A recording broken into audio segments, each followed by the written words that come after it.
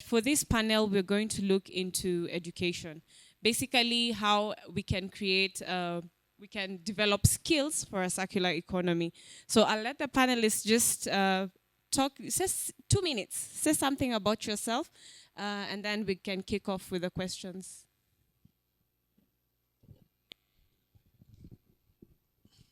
Okay. So as you have been told, my name is Francis Mula. I am a biochemist across the fence, the University of Nairobi, but I am also the Associate Dean in charge of research and postgraduate studies for the Faculty of Science and Technology at the same university. Hi, everyone. I'm Adrian Jankowiak. I'm an industrial designer and technologist by profession. That means that I learned how to make all the products that are around us, because every single thing that's man-made had to be designed by someone and manufactured, and all the other things that come with it. So I learned how to make things, and industrial design goes much further these days, because it's really about products, systems and services, and entire ecosystems, and how those products fit into the ecosystem.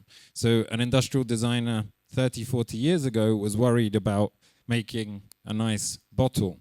An industrial designer now should be worried about making a bottle that works for every single factor that we have to consider, which is humanity, planet, etc., etc. So our role has really changed, and we have to think much bigger, and we'll go into that. Okay, thank you. My name is Miraminga. I work at Strathmore University, more specifically the business school. I'm equally a PhD candidate. I work as a supply chain practitioner. My academic background in supply chain and operations research. At the PhD level, I've gone to circular economy, sustainability, and resilience. I'm equally an advocate of the circular economy and aspects to do with education, new innovations around education. I'm currently also a co-program lead for one of our modern degrees in supply chain.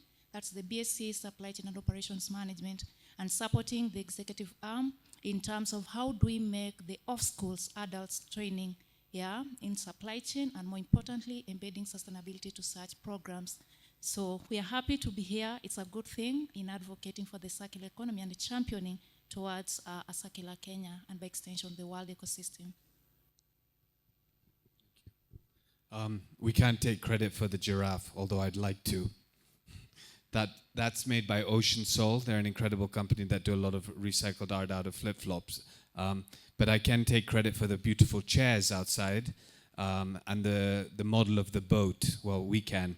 A lot of the comments made before lunch really, a few of the comments, Mama Boga with the drying of the vegetables, talking about who's asking the question outside of Nairobi.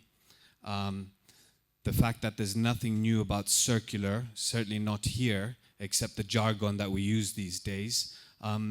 These are values that are very intrinsic in what we do out in Lamu, and we're going to be talking about how we're addressing that skill building by the vocational training center that we've opened as part of our waste management project over there. Thank you. So thank you so much for your introductions. So I think we'll kick it off with Professor Mula. Prof, what would you see as the key challenges or barriers in the education system in terms of building skills for the circular economy? The challenges are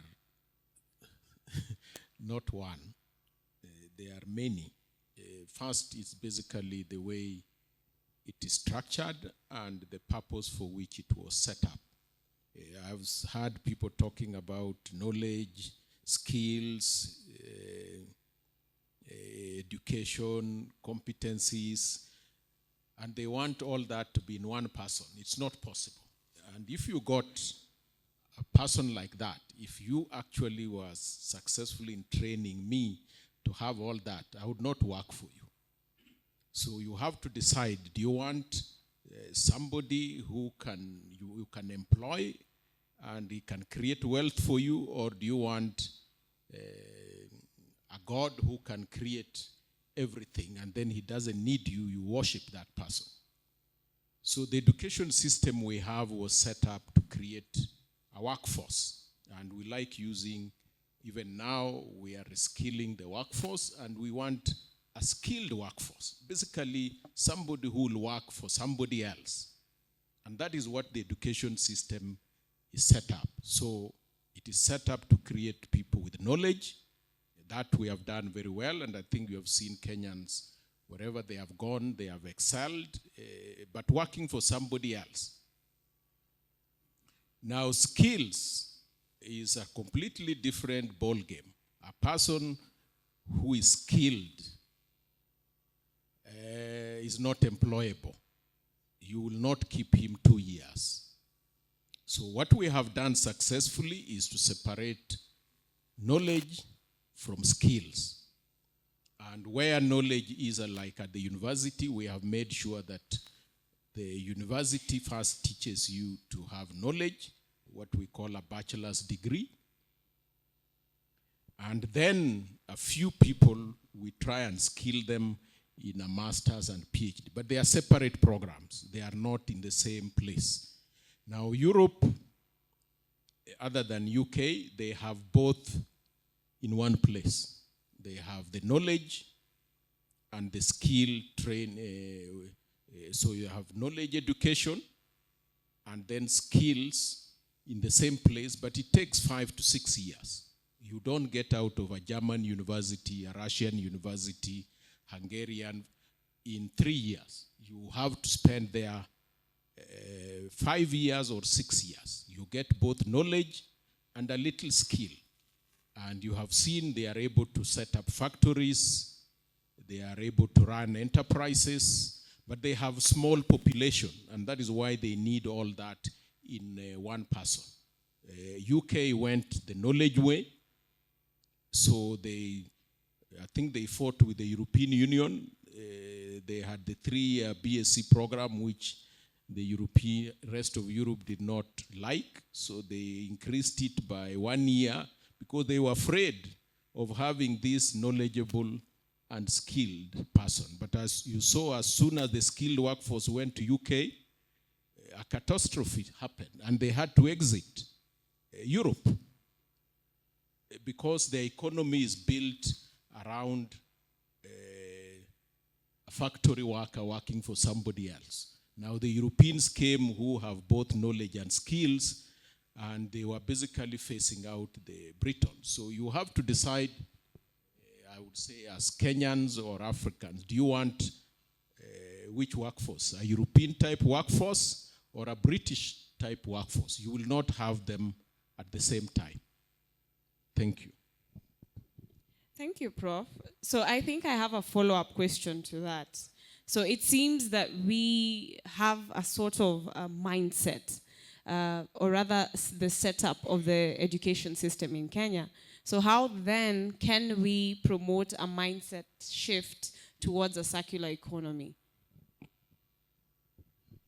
You change the economy, the economic model, and then the education skills training will then follow, because all these people are in competition with each other. They are in trying to derive livelihood.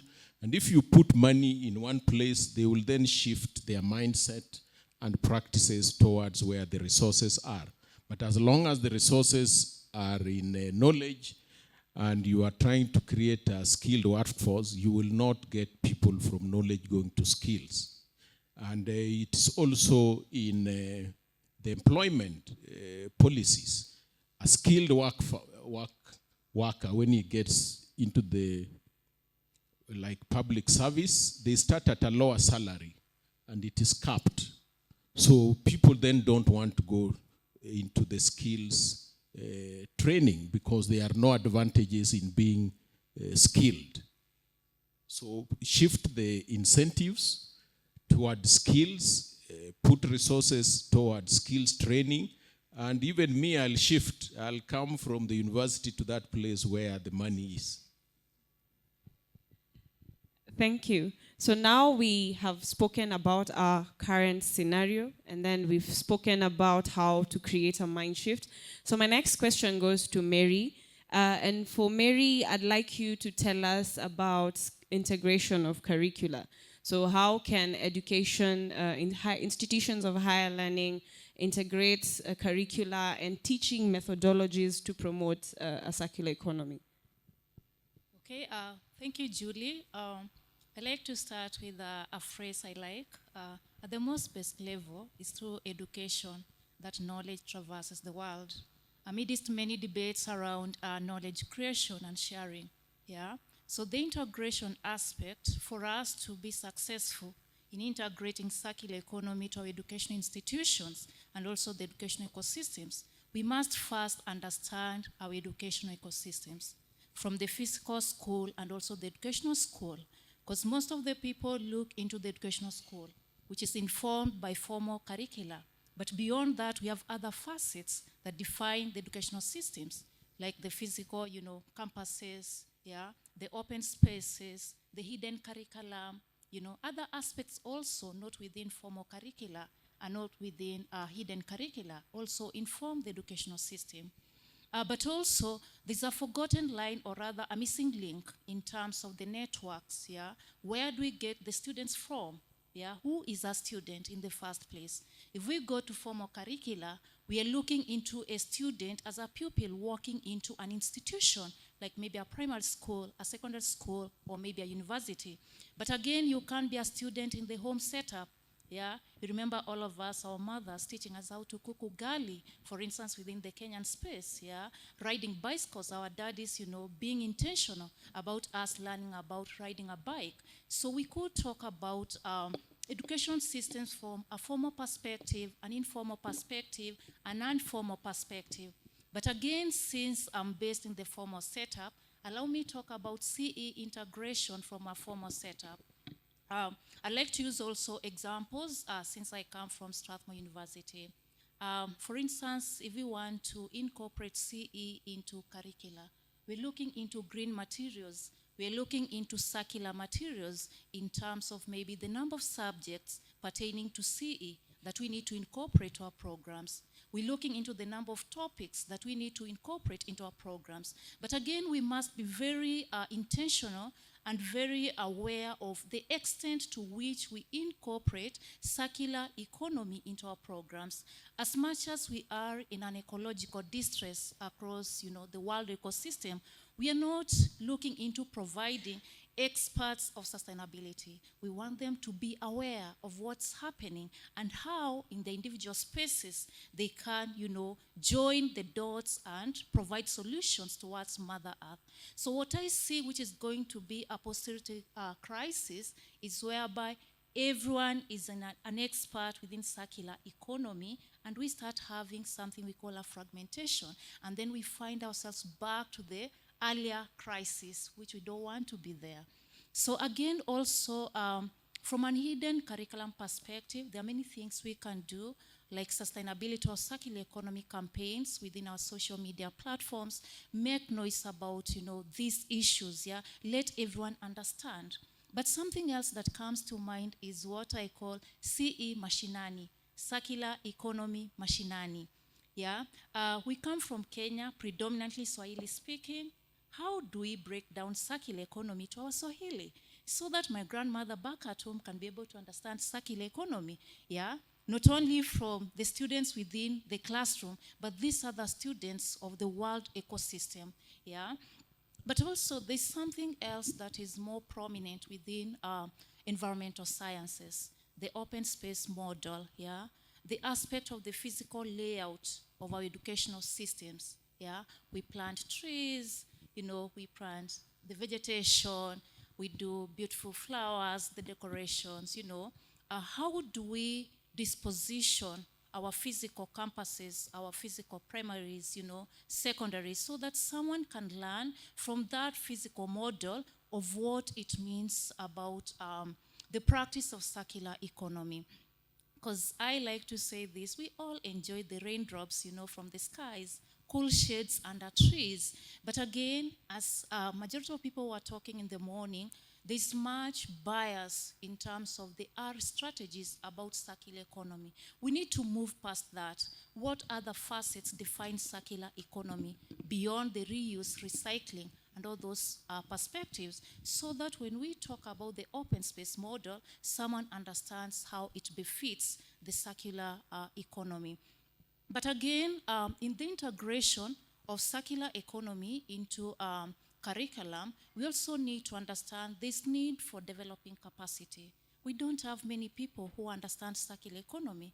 As we stand here, if we were to ask every individual, what's your understanding of circular economy? Majority will give, everyone will give different perspectives of what circular economy is. So again, we go to capacity development, yeah? Let people understand what is circular economy before even integrating to curricula. So what that means is we need profiling of our trainers. Let's find out who has passion and interest in circular economy, because not everyone is going to have passion in this field. Let's not force them.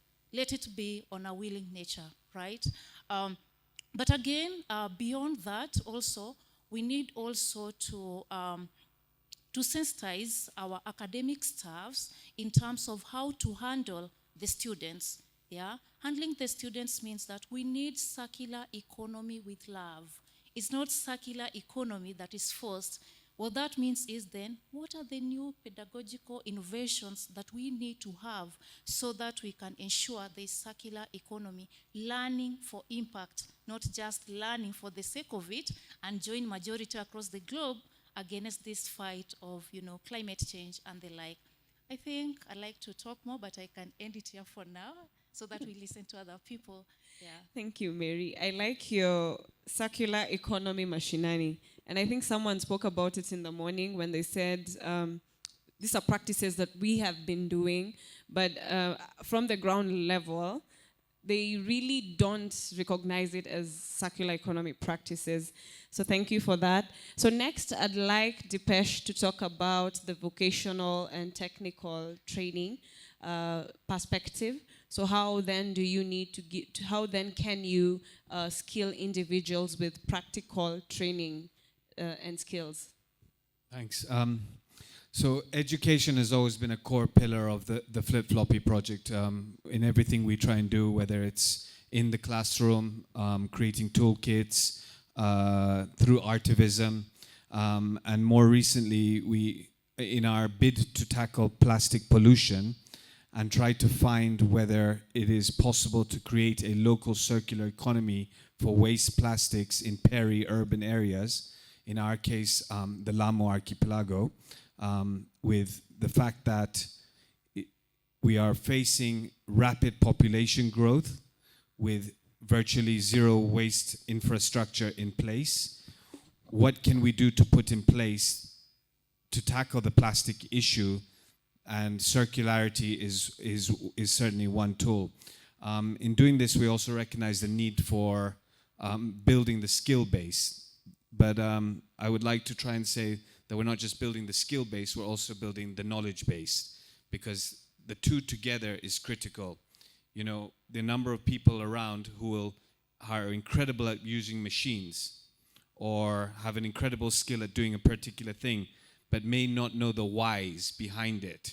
And I think that's really, really important, and that we should, it's not just that we're pumping out machines to run a machine. And so what we've tried to do is we've built a 3-month course that is now incorporated into the Lamu Polytechnic. The course, the 3 months happens at our industry, at our material recovery and recycling facility. And equally important in what we were doing is the story begins with us building the world's first recycled plastic sailing dhow. And the most important thing there is dhow. It's a traditional boat, a jahazi. Anyone been on a dhow before? Raise your hands. So they're ancient boats that have been faring across the Indian Ocean long before the Europeans even knew that there was an ocean on this side of the world. But we tend to make this mistake that heritage is a fixed thing. It's not. It's always moving. It's always dynamic. It's always changing. The Dao resonates with the heritage of Lamu people, like it resonates a lot with people along the coastline. And it was an example of the importance of fixing what we do in a community and making sure that it resonates with that community. So outside, for example, you'll see we don't just make furniture, we make traditional Lamu furniture. Again, Lamu is renowned for its furniture. It's revered all over the world. So we took this problematic material, plastic, and we're trying to create a solution for it that is ingrained in the culture of that particular community. The course runs for 3 months, as I said. Don't get me wrong only about heritage and the importance of heritage, because not all good things are, one could agree with. As an example, we've incorporated women into our school. Traditionally, women never built boats or furniture. We now have women attending the course. So again, it's one of those things you need to continuously interrogate and not get too fixated about. So back to the idea of knowledge and skills. The course hopefully creates a foundation of circular processes for the students. It also brings back the light bulb moment when people are saying, oh, but we're just repairing something. Exactly, yeah? The Juakali sector has been doing this for a long time. The only reason the Juakali sector is now endangered is because of obsolescence and crappy goods that us middle consumer people like to use. And those are the sort of skills that we want these students to continue to hold. Young people, like the rest of us, I have a teenage daughter, they want to sit behind their phone and they want to save the world from behind the phone. But when you there was a light bulb moment for me actually when I visited the Red Cross Fab Lab in Lamu, where there were students sitting behind their computers and they were designing stuff. And what they were designing were traditional calligraphy on doors and things like that. And I said, wow. For a moment I thought they would be doing something else, they'd be coming up with a new car, etc. But you give them a laptop, you give them a computer, you give them a 3D printer, what exactly were they playing with? Things that are meaningful to them in their own culture. And so we've tried to incorporate these aspects into it. And of course, don't get me wrong, I mean, we know people need jobs. So Kenya is rapidly growing into circular economy. And we hope that this practical vocational center will contribute to a skill base that also has knowledge. Plastic is recyclable, some of it, it's problematic, and it's important that people know the problems of what they're working with as well. Thank you. So now we go to Adrian. When you introduced yourself, you spoke about, and you'll remind me the whole sentence, you said something about 10 years ago, designers were, something like that. So with rapid changes, the future of work changing, how do we empower and promote awareness to entrepreneurs and the youth in terms of the circular economy, adopting a circular economy business model? So I remember when I first went to university, the lecturers told us that they want to make sure we all have the same definitions. The first semester, the first year is to make sure we're all on the same level. So I wanted to ask us all what the most important word is in African Circular Economy Network. It's economy. Because if African Circularity Network was here, half the people wouldn't be here. So I just wanted to add to that because I've heard a few really interesting phrases today. And so I've put together a glossary for us of a few definitions of what things mean. So we like to unlock finance, means convince me I'll make money. We need to be sure the policy will support our investment. We need to be sure we'll make more money than before. We want to support your innovation. You have something we want. How can we de-risk the business? Prove to me it will make money. And what are the incentives to invest? How much money? So I think it's important for us when talking about education, about circular economy, to realize that we're talking about circular economy, not circularity. Circularity, semantics, but I've got a definition here, is methods and outcomes that are circular, right? Circular economy is selling things that look circular, right? So, for the benefit of my own education, I wanted to look at these things because really it is important that we're looking at circular economy today, which means that we're discussing things that we're trying, right? There's a lot of us here who want to do circular things, and it just so happens we have to fit within that system. So I think it's important for us to understand that that's something that's there in our minds. I've got a few other notes here. Actually, the last panel was the first time I heard the phrase cradle to cradle the whole day. Highly recommend the book. That's what got me started into circularity a while ago. Cradle to Cradle, really good book, so check it out. I'll come back to a few things. I've got a few more notes. It's okay. Your glossary is done? He's done? Well, okay, so I think conclusion, pay attention to who's talking and what their motivations are. All paths lead to money, right? Really, really, if we look at what that motivation is, somewhere along the line, right at the base, there's money, right? So when you're trying to propose a business, a circular economy business, that's what you're actually looking for. Another thing I was mentioned to Depeche just before, I found it. This really interested me because I've been racking my brain as well about institution versus individual versus societal norms, etc. Right?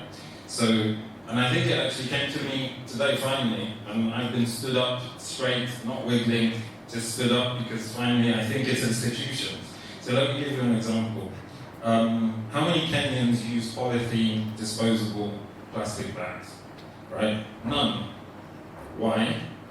Because of action from above, right? We all used to use polythene plastic bags. The moment they stopped being provided to us, we stopped using them. All that we as people, as individuals can do is try to take action, try to complain repeatedly, raise the issues, but making bags or whatever other souvenirs out of bags isn't going to solve our issues.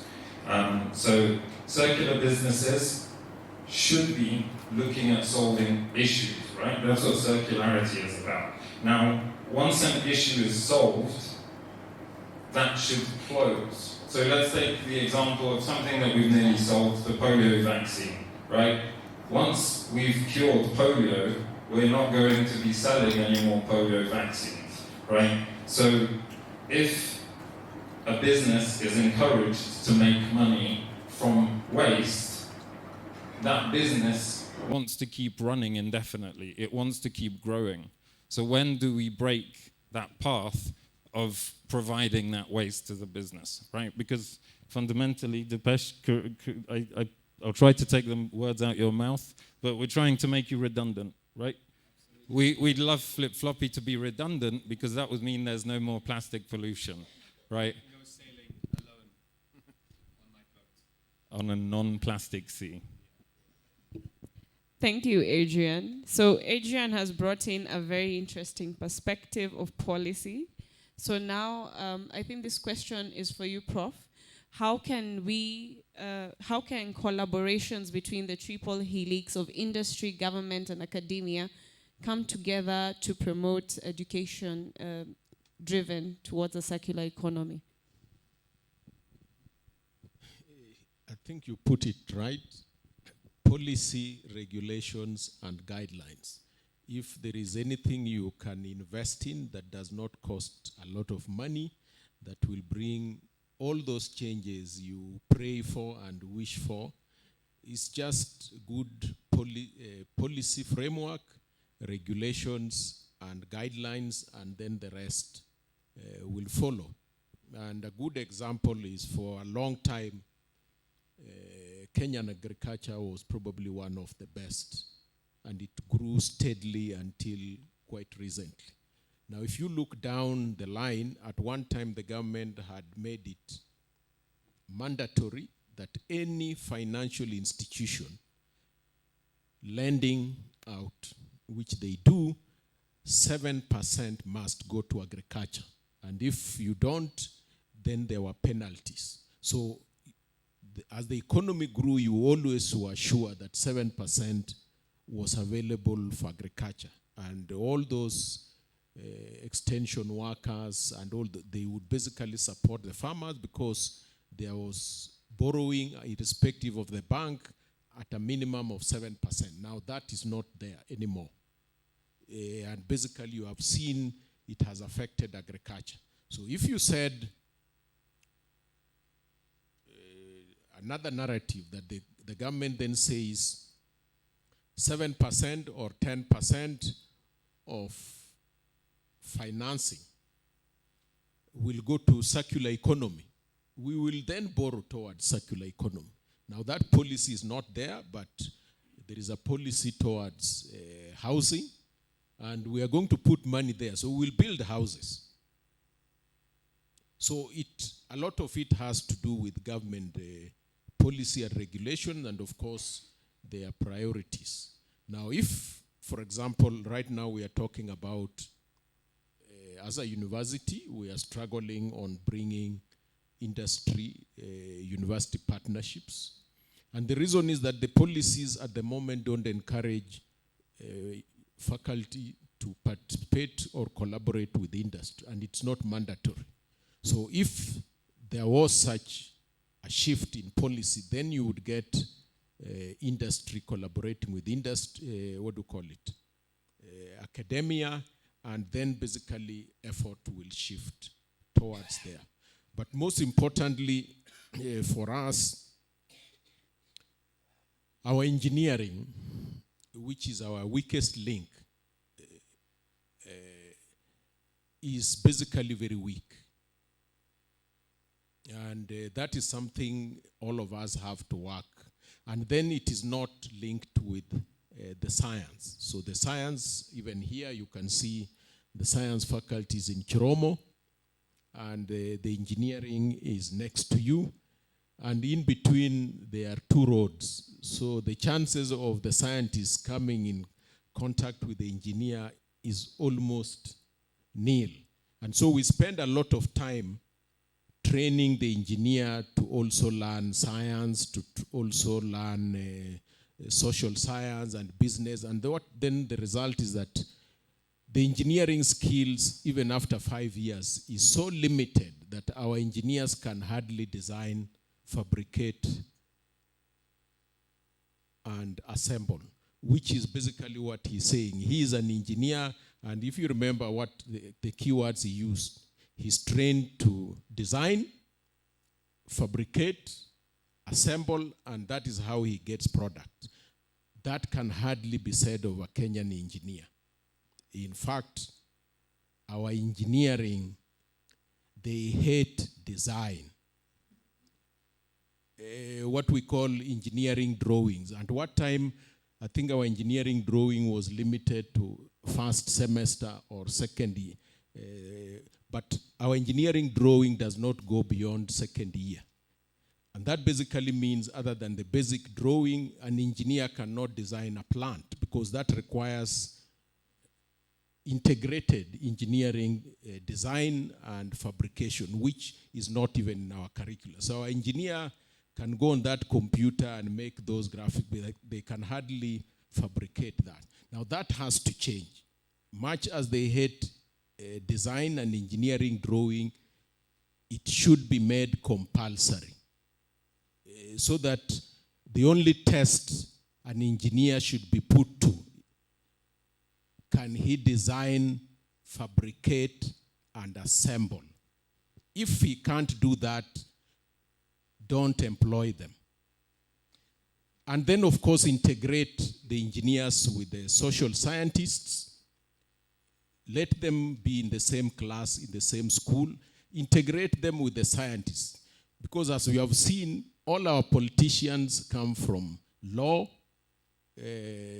political science, and they're the ones who decide whether your engineering drawing will see the light of day or not. So if you are not in their class, the guys in the bank are not engineers. They are the ones who lend the money.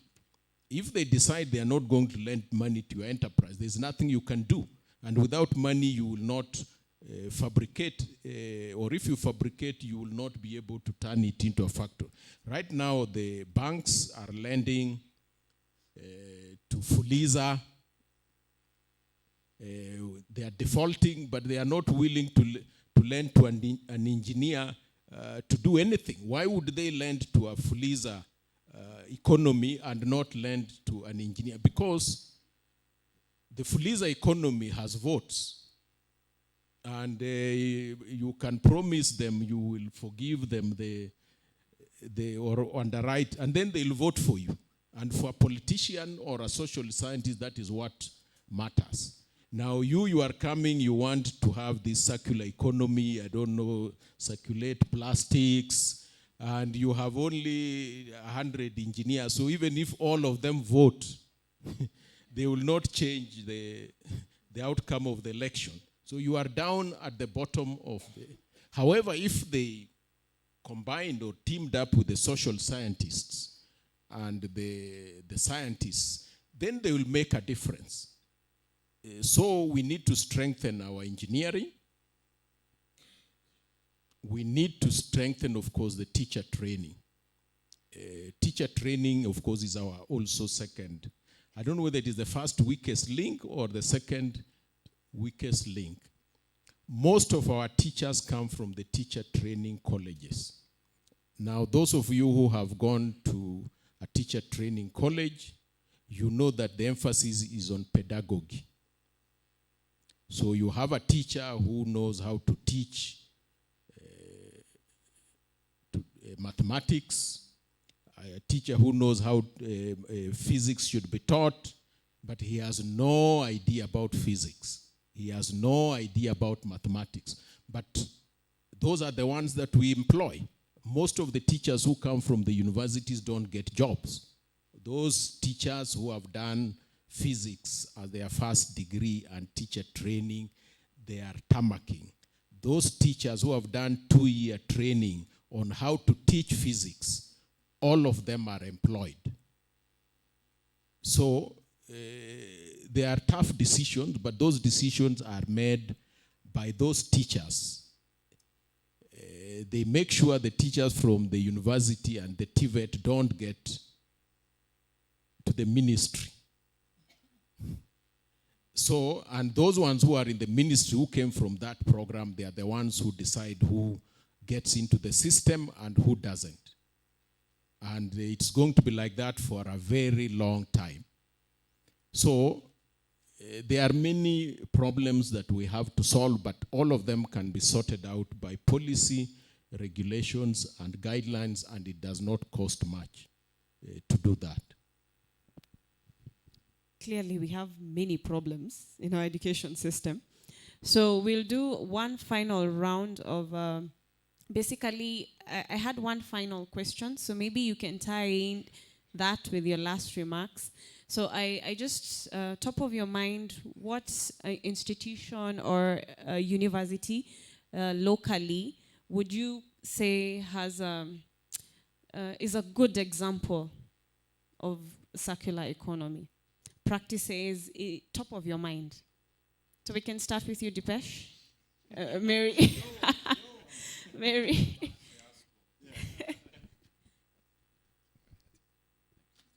Okay, thank you. If you ask me that question, I go back to my employer and say Strathmore. And this is not to market the university. It's actually what's happening. Yeah. Number one, the theme for Strathmore this year is caring for our common home. The theme for the entire year. Number two, we have recycling stations. Yeah. We have recycling bins where we segregate the waste. We actually have a circular economy hub for textile waste, yeah, which is taken to be, recycled, reused, and all those kind of things that define the circular economy. But from a curricular perspective, we have a number of programs that have really inculcated circular economy into their curricula. Starting from my academic home, the supply chain department, we have a Bachelor of Science in Supply Chain and Operations Management. And how we've embedded circular economy is through a number of subjects.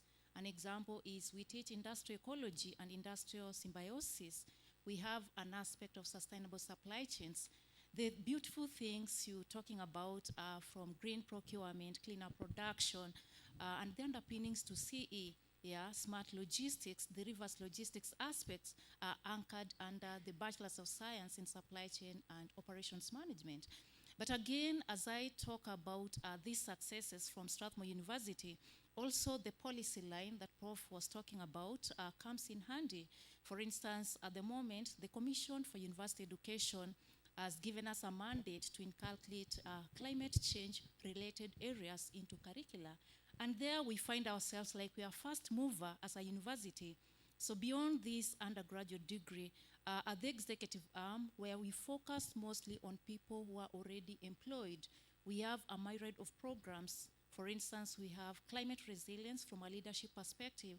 We have sustainability. Yeah. We also have a number of programs. For instance, one of our masters in development finance has an aspect of climate finance, and you find CE principles coming in. Yeah. We also have a master of commerce, yeah, where we teach sustainability accounting, the disclosure aspects coming in. Yeah. But also, if for those of us who have been to Strathmore, when we talk about other facets of circular economy beyond these R strategies, you will admire Strathmore University from a physical disposition, the environment itself, the number of trees, the area coverage in terms of trees, yeah, the vegetation, the cleanness of the environment, yeah.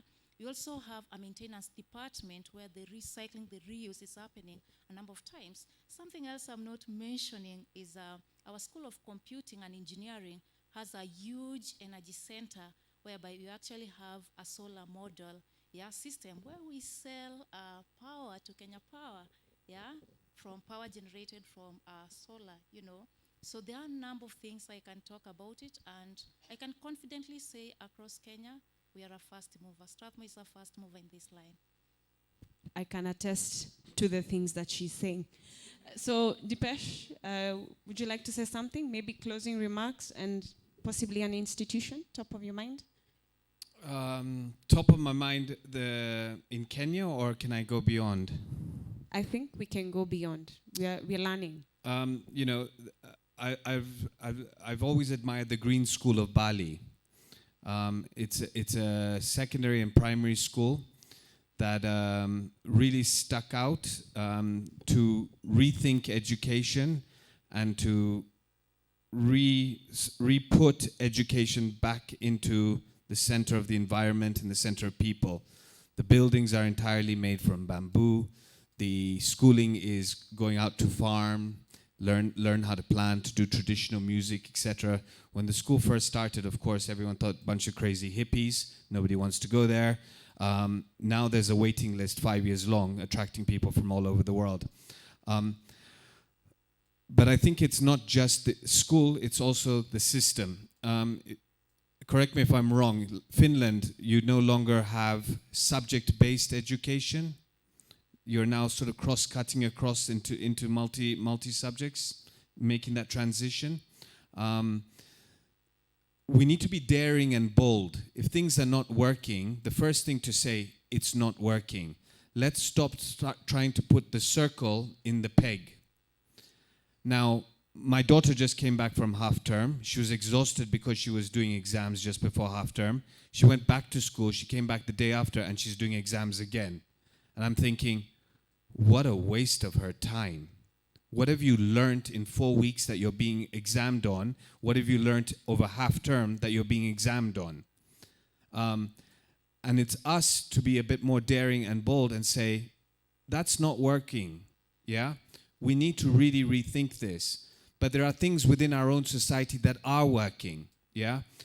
And if you look at lower income communities, there is so much to learn from. And people are learning from that discreetly, and then they're finding ways to make money from it. Let's go back to things like repair and reuse.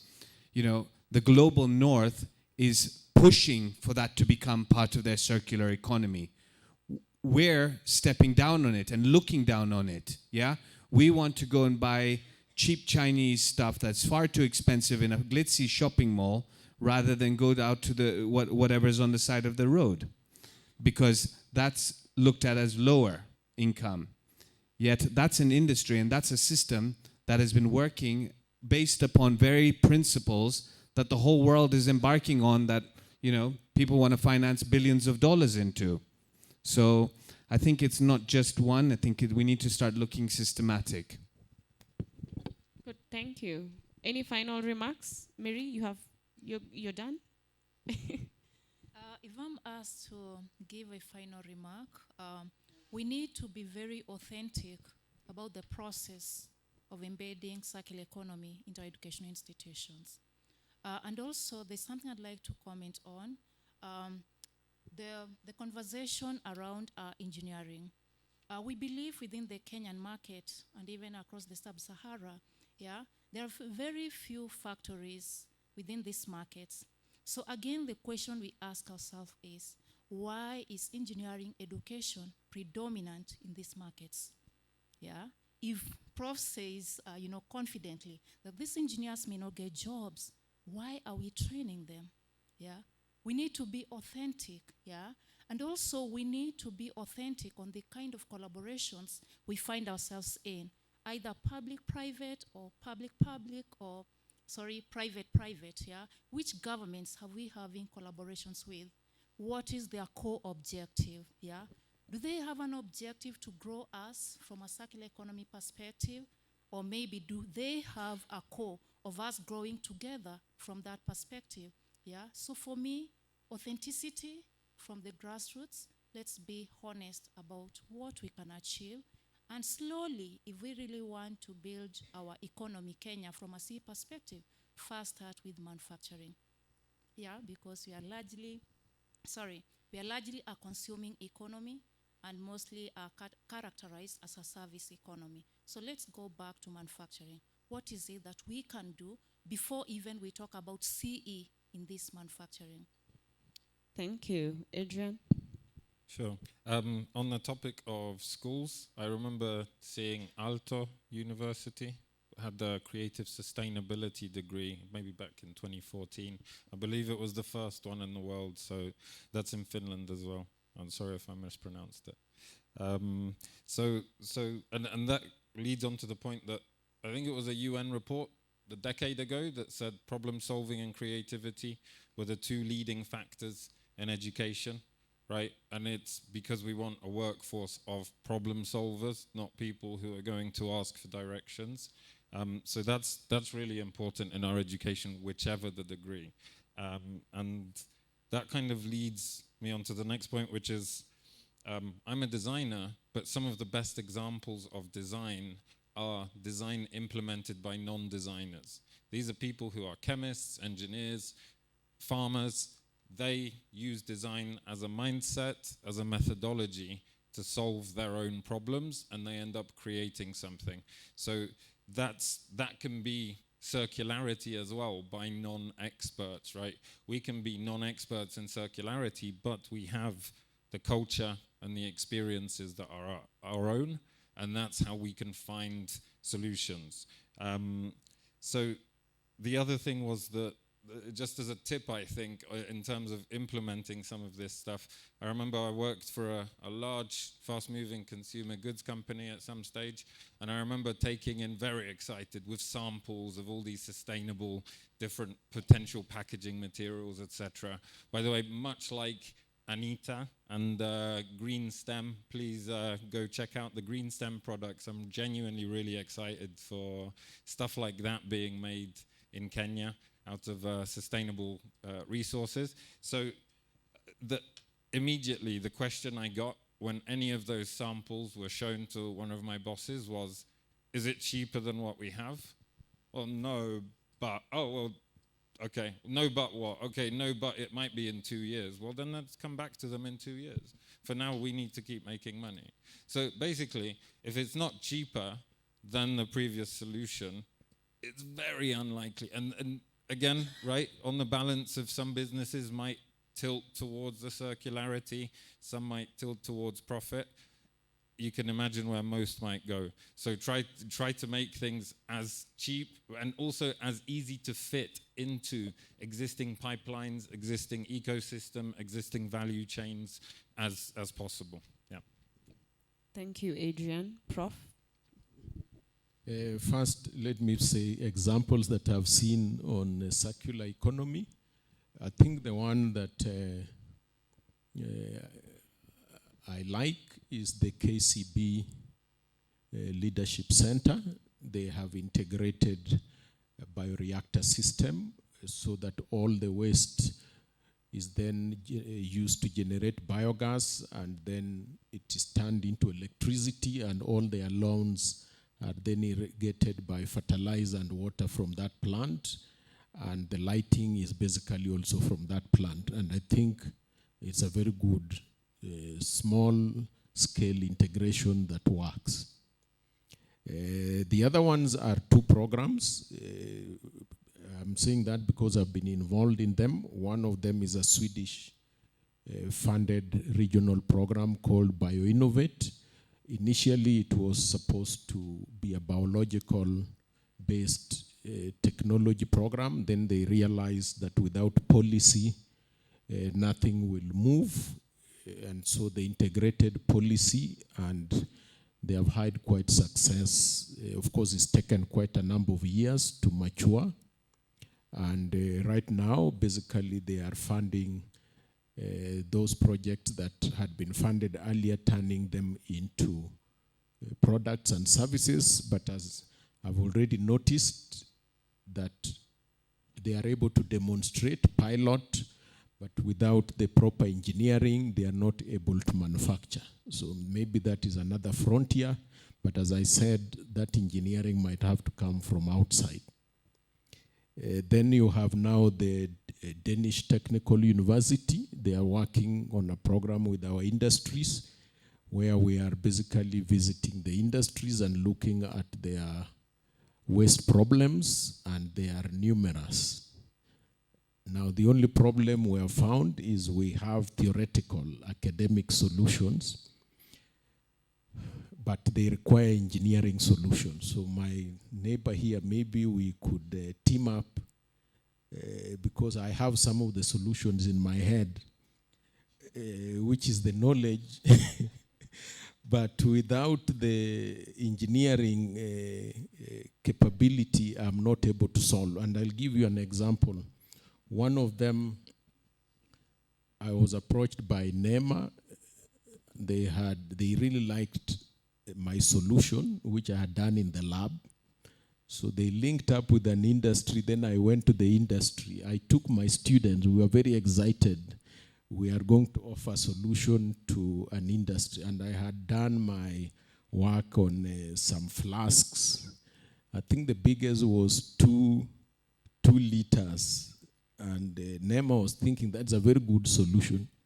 When we went to the industry, one of their storage tanks was 60,000 liters, and they had 10 of them.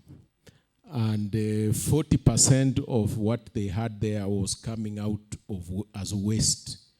Now, with my 2-liter experiment, I could not even just imagine, first of all, how do you pump even the material in that 60,000 liter, let alone 600,000 liter.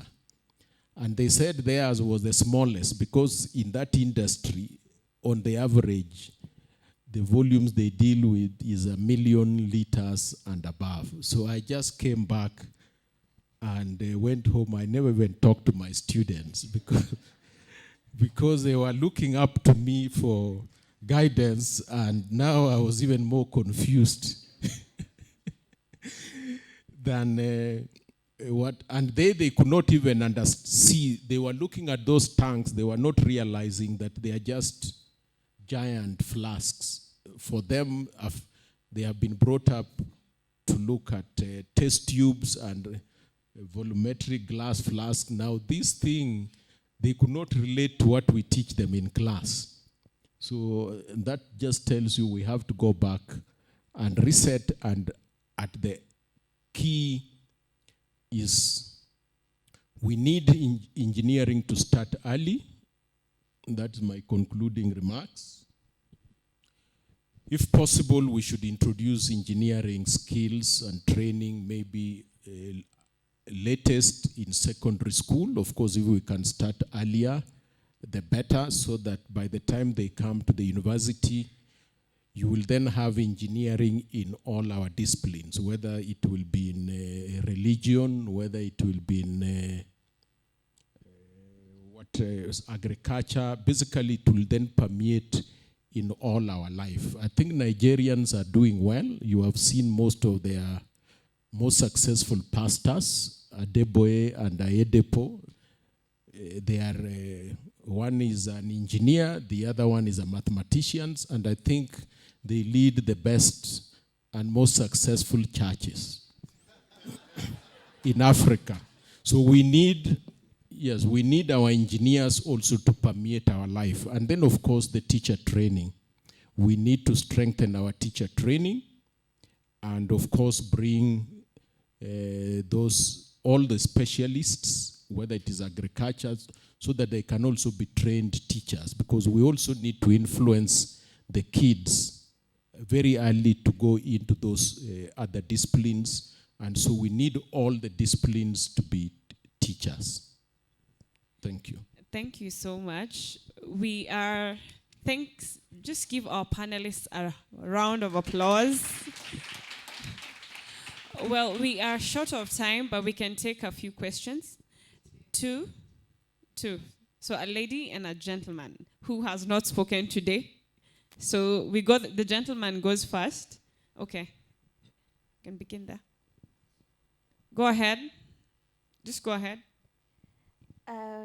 For my first question, which I felt like I must answer before I get out of here, I came with it, and I need a bit practical responses.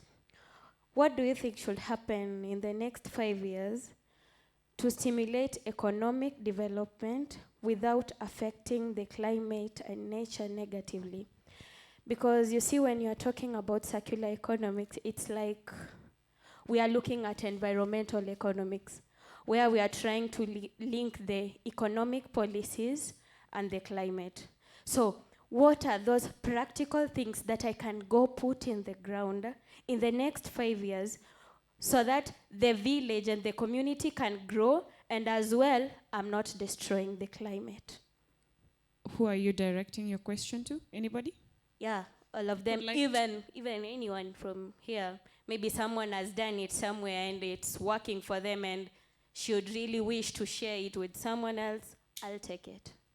Okay, hold that thought. Let me take the last one.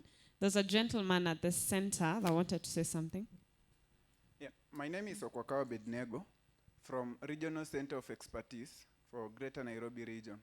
And we deal with education for sustainable development. From what I get is that the realization of circular economy actually lies on product design, advocacy, and awareness creation. And I believe the bigger part is in terms of awareness. Because as RC Greater Nairobi, for example, we have been doing Suli test we piloted it in Kenyatta University to test the understanding of people, of students, about the Sustainable Development Goals. And we find that it's just a fraction that are aware even about the SDGs. So what are we doing in terms of awareness creation and advocacy for the circular economy to make sure that even those people who maybe are not in the universities, maybe they are in even communities, are aware that we need to maybe recycle or redesign the products? Thank you. So any takers for the first question? I'll give it a go. I think what you said had a bit of an oxymoron in it. Growth and climate change are not compatible. I don't think so. If we're talking about redistribution of wealth, if we're talking about what's important for society stability and sustainability, like no poverty, environmental harmony, that doesn't have to be, well, I don't think profitability has demonstrated that can happen. There are models now about like degrowth, regenerative economics, that take away the issue of profitability. And I think it's time to start disrupting this idea. We're living in an era where the oil industry are making more profits than they've ever made before. We're living in an era where COP is now being hijacked by the oil industry. The growth model seems to be making a handful of people much, much richer and dividing, making the division between those that have and those that don't even bigger. So we need to be thinking maybe about degrowth, redistribution, what's meaningful to us, what was meaningful to our nyanyas and our shoshos. Maybe I can make a comment.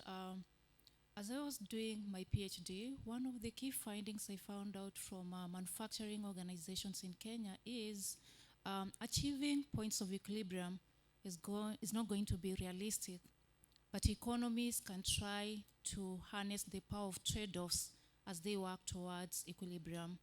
Yeah. So I know we have this big ambition that we want to achieve, the triple bottom line through CE, but sometimes it's not going to be realistic as we start. But maybe as later, many, many years, maybe through the generation of our children and grandchildren, it might be a realized dream. So as we work, let's be patient towards achieving that dream and realizing the dream. Could you repeat the second question? The second question was on how we are creating awareness of the SDGs, right?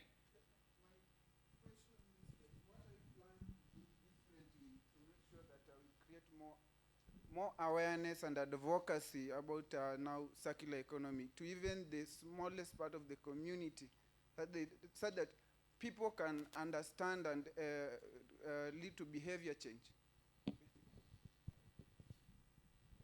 I have a comment before Prof takes it.